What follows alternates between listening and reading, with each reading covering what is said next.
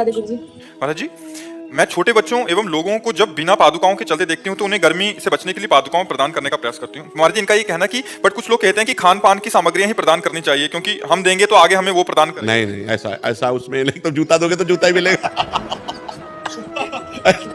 देखो, उसमें आपका मुख्य प्रधान भाव हुआ कि उसको ताप न लग जाए, उसको कंकड़ न लग जाए, उसको कांटा न चुभ जाए। तो ये जो आपको सुख देने की भावना है वो पलट कर आपके हृदय में आएगी। आपके हृदय में ताप न लग जाए, किसी कोई ऐसी बात आपको न कहे जिससे आपका हृदय दुखित हो जाए। वो भगवान आपको इतना सुख देगा, इतनी सामर्थ्य देगा। अगर ऐसा केवल हो कि जिसने जूता दिया उसे जूते मिलेगा, तो जिसने छाता दिया उसे छाता ही मिलेगा, ऐसा नहीं है। उसका भाव है, उसका भाव है, भाव का फल होता है, जूता का फल नहीं हुआ। उसमें भाव हुआ कि छोटे छोटे बच्चे हैं, ये गरीब लोग हैं, इनके पैरों में ताप लगेगा, कंकड़ चुभेगा, पादुका होगी तो इनको सुख मिलेगा। तो उनके सुख के लिए जो आपने भावना की वही पलट कर आपको सुख प्रदान करेगा। हम जो दूसरे को दुख देना चाहते हैं उसे दुख मिले ना मिले, हमारा हृदय पहले ही जलने लगता है। और जब हम किसी को सुख देना चाहते हैं तो हमारा हृदय पहले सुखी होने लगता है। देखो, एक शीतलता आएगी, एक आनंद आएगा। हम तो कहते हैं कि एक दिन अच्छा भोजन पा के आप देखो और एक दिन अपने हिस्से का भोजन किसी भूखे को पवा के देखो कि देखो दोनों में स्वाद किसमें आता है। तो जब कोई भूखा भरपेट भोजन पाएगा ना तो आपका हृदय शीतल हो जाएगा।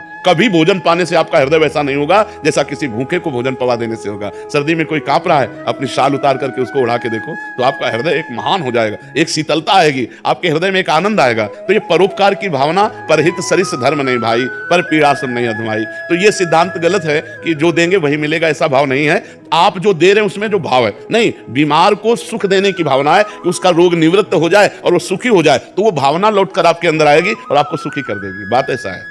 नहीं तो मान लो किसी को रुपया दे रहे हैं तो रुपया थोड़ी केवल मिलेगा, उसका परिणाम मिलेगा। रुपये का परिणाम, हमने रुपया दिया कि यज्ञ हो जाए, भगवान का यश हो जाए, या गौ सेवा हो जाए, या संत सेवा हो जाए, तो उसका परिणाम मिलेगा। वो आंतरिक भाव देखा जाता है, बाह्य वस्तुओं को नहीं देखा जाता। संसारिक आदमी बाह्य वस्तुओं को देखता है और भगवान आंतरिक भाव को देखते हैं। उसी भाव की पूर्ति भगवान करते हैं। तो सबसे उत्तम भाव ही है। हाँ, भाव, कोई वस्तु नहीं है। हाँ, वस्तु नहीं। जैसे आपके पास वस्तु है, वस्तु दे रहे हैं, और जैसे वस्तु नहीं है और हृदय जल पाया गया कि अरे कितना कष्ट है, छोटे छोटे बच्चे पार, आपका हो गया, आपको उसका लाभ मिलेगा। कलिकर एक पुनीत प्रतापा, मानस पुण्य हुए नहीं पापा, मानसिक पुण्य भी हो जाएगा। काश हमारे पास पैसा होता, मैं सबको जूते खरीद के देती। काश मेरे पास पैसा होता तो मैं सबको स्वस्थ देखती, सबको कपड़ा पहनाती, सब। ये पुण्य मिलेगा, इससे आपका लाभ बनेगा, आपकी भावना महान बनेगी और आपको इसका परिणाम आगे मिलेगा। देने पर जो लाभ मिलता है वही ना देने पर भी लाभ मिलेगा, केवल भावना करने मात्र से। भाव से ही तो सारी बात बनती है जी।